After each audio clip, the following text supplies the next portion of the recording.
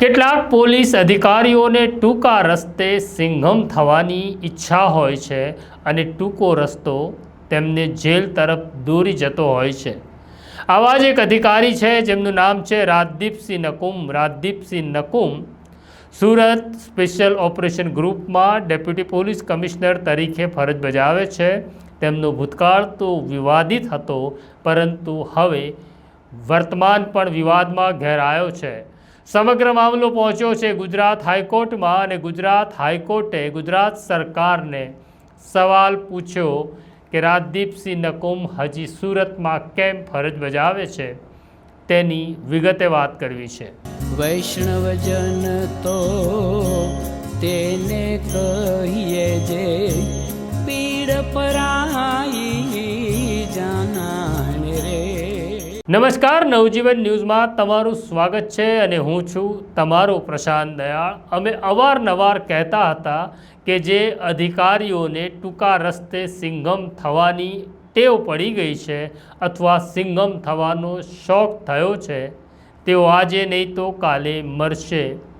આરોપીઓને જાહેરમાં મારવા, દોરડે બાંધવા, ઉઠક બેઠક કરાવી, આ બધું સામાન્ય જનતાને તો સારું લાગે છે અને લોકો પોલીસ જિંદાબાદના નારા લગાવે છે, પરંતુ આપણા દેશની અંદર કાયદાનું શાસન છે। અહીંયા તાલિબાની સજાને કોઈ સ્થાન નથી। અનેક વખત કહી ચૂક્યા હતા કે પોલીસવાળા તમે મરશો। અનેક પોલીસવાળા આવું કરવામાં મર્યા છે। થોડા સમય પહેલાં આ પ્રકારની ઘટના ગુજરાત હાઈકોર્ટના ધ્યાનમાં આવી અને ગુજરાત હાઈકોર્ટમાં એક રીટ અરજી પણ થઈ હતી, જેની સુનાવણી થઈ। તેમાં પણ ગુજરાત હાઈકોર્ટે કહ્યું હતું કે સુપ્રીમ કોર્ટની માર્ગદર્શિકા પ્રમાણે તમારે કામ કરવાનું છે, પણ પોલીસવાળા સુધર્યા નહીં। ખેડા જિલ્લામાં પણ પોલીસવાળાએ આવું જ કર્યું અને તેમાં તેમને અદાલતના અવમાનને કારણે સજા પણ થઈ અને હવે વારો આવ્યો છે રાજદીપસિંહ નકુમનો, જેઓ ભારતીય પોલીસ સેવાના અધિકારી છે। ઘટના જૂન મહિનાની છે। જૂન મહિનાની અંદર deputy police commissioner Kanan Desai અમદાવાદમાં રથયાત્રાના બંદોબસ્તમાં આવ્યા હતા અને તેમનો ચાર્જ સોંપવામાં આવ્યો હતો। સુરત એસઓજીના ડેપ્યુટી કમિશનર રાજદીપસિંહ નકુમને ત્યારે સુરતના સલાબતપુરામાં એક ઘટના ઘટે છે, હત્યાનો પ્રયાસ થાય છે, આરોપીઓ પકડાય છે અને રાજદીપસિંહ નકુમ તેમનો વરઘોડો કાઢે છે, જાહેરમાં માથાના વાળ ખેંચે છે, લાફા મારે છે, લાઠીઓ ફટકારે છે। આ વિડીયો જ્યારે વાયરલ થયો ત્યારે જ અમે કહ્યું હતું કે રાજદીપસિંહ હવે તમે ફસાશો, તમારા મામેરા ભરાશે। આ ઘટના ઘટી એના 1 મહિના પહેલાં તત્કાલીન ડીજીપી ડૉક્ટર KLN રાવે એક પરિપત્ર કરી તમામ પોલીસ કમિશનર અને એસપીઓને કહ્યું હતું કે આ ધંધો બંધ કરો, વરઘોડા કાઢવાનું બંધ કરો, કારણ કે સુપ્રીમ કોર્ટે ના પાડી છે।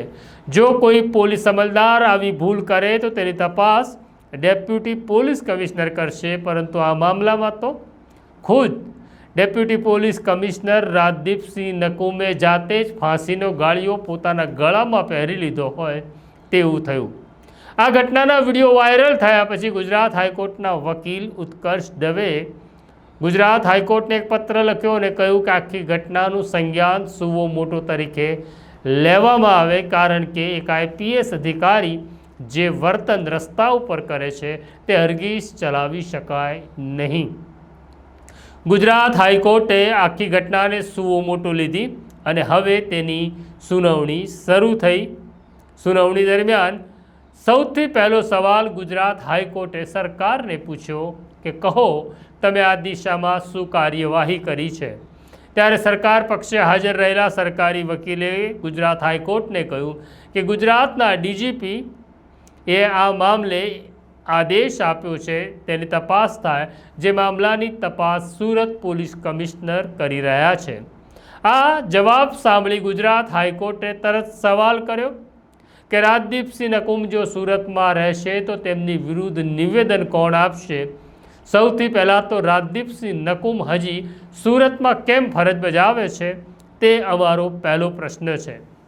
જ્યારે સરકાર તરફે રજૂઆત કરવામાં આવી હતી કે અમે કાર્યવાહી કરી રહ્યા છીએ ત્યારે ગુજરાત હાઈકોર્ટ દ્વારા નિયુક્ત વકીલે કહ્યું કે આ મામલો ગંભીર છે, કારણ કે ગુજરાતના ડીજીપીના આદેશ, ગુજરાત હાઈકોર્ટના આદેશ પછી પણ પોલીસ આ પ્રકારનું કૃત્ય કરે છે અને આ બહુ જ સિનિયર પોલીસ અધિકારી છે. ગુજરાત હાઈકોર્ટનું વલણ જોતા સરકારી વકીલે કહ્યું કે મને મૌખિક સૂચના આપવામાં આવી છે કે 1 સપ્તાહની અંદર એટલે કે આવતા શુક્રવાર સુધી રાજદીપસિંહ નકુમ સામે સરકાર કાર્યવાહી કરશે. હવે આગલી સુનાવણી પહેલાં રાજદીપસિંહ નકુમનું મામેરું ભરાઈ જશે એ વાત નિશ્ચિત છે. વાત અહીંયા માત્ર રાજદીપસિંહ નકુમ પૂરતી કે રાજદીપસિંહ નકુમની જેમ આરોપીઓને રસ્તા ઉપર લાવી ફટકારતા અધિકારીઓ પૂરતી સીમિત રહેતી નથી. આ ઘટના પાછળના કારણો પણ સમજવાની જરૂર છે. સમગ્ર દોષનો ટોપલો આ સ્થિતિમાં પોલીસ ઉપર ઢોળી દઈએ છે. નૈતિક રીતે કે કાયદાકીય રીતે તે ખોટું છે, પણ પોલીસ આવું કેમ કરે છે એના કારણો પણ એટલા જ અગત્યના અને વિચાર માગી લે તેવા છે. હજી 15 દિવસ પહેલાં જ આણંદની અંદર એક દુષ્કર્મની ઘટના થાય છે અને એક નરાધમ એક સગીર બાળકી, સાવ નાની બાળકી સાથે દુષ્કૃત્ય આચરે છે અને તેમાં તે દીકરીનું મોત થાય છે. આ ઘટના પછી પોલીસે આ આરોપીનું એન્કાઉન્ટર કર્યું. પોલીસનો દાવો એવો હતો કે આરોપીએ પોલીસ ઉપર હુમલાનો પ્રયાસ કર્યો. હુમલાનો પ્રયાસ કર્યો ન કર્યો એ જુદો પ્રશ્ન છે, પરંતુ પોલીસ આ એન્કાઉન્ટરની મનોદશામાં કેમ આવે છે?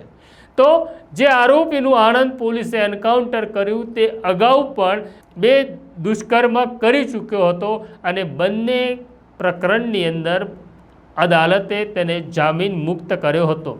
આપણી ત્યાં પરંપરા એવી છે કે આપણે અદાલતને સર્વોપરી માનીએ છીએ અને અદાલતના ચુકાદા સામે આપણે પ્રશ્ન ઉપસ્થિત કરતા નથી, પરંતુ હવે એ વિચાર માગી લે તેવો પ્રશ્ન છે કે આ પ્રકારના કૃત્યો વારંવાર આચરવાની ટેવ છે એવા આરોપીને અદાલત જામીન કેવી રીતના આપે છે? માત્ર ઘટના આણંદની નથી, થોડા સમય પહેલાં ગાંધીનગરના અડાલજ કેનાલ ઉપર પણ આવી જ ઘટના ઘટી હતી, જેમાં આરોપીનું એન્કાઉન્ટર કરવામાં આવ્યું હતું. આ આરોપી પણ અગાઉ 2 વખત બળાત્કારના કેસમાં છૂટી ગયો હતો. અદાલત આ પ્રકારના આરોપી સાથે કઠોર વ્યવહાર કેમ કરતી નથી તેવા પણ પ્રશ્નનો વિચાર માગી લે તેવો છે. અને આખી ઘટના પછી પોલીસ પણ એક સામાન્ય માણસની જેમ વિચારતી થઈ જાય છે અને પોલીસને લાગે છે કે અદાલત જ્યારે જો ન્યાય નથી કરતી તો પછી પોલીસ દંડા અને બંદૂકથી ન્યાય કરવા લાગે છે. આ સ્થિતિ સારી નથી, કડવી વાસ્તવિકતા છે, જેનો વિચાર માત્ર પોલીસ કે સરકારે નહીં પણ અદાલતે પણ કરવો પડશે.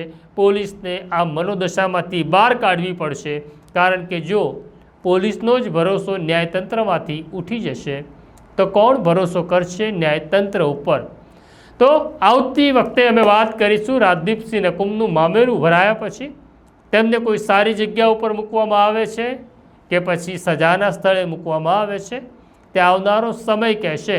આ અંગે તમારે શું કહેવું કોમેન્ટ બોક્સમાં જરૂરથી લખજો. અમારી સાથે વાત કરતા રહેજો. અને એક વિનંતી છે, તમે સ્ટોરી જુઓ છો પણ અમને સબસ્ક્રાઈબ કરતા નથી તો બેલ આઇકોન દબાવી દો અને સ્ટોરીને લાઈક અને શેર કરો. અત્યારે મને મારા સાથી દર્શિલને રજા આપો. નમસ્કાર.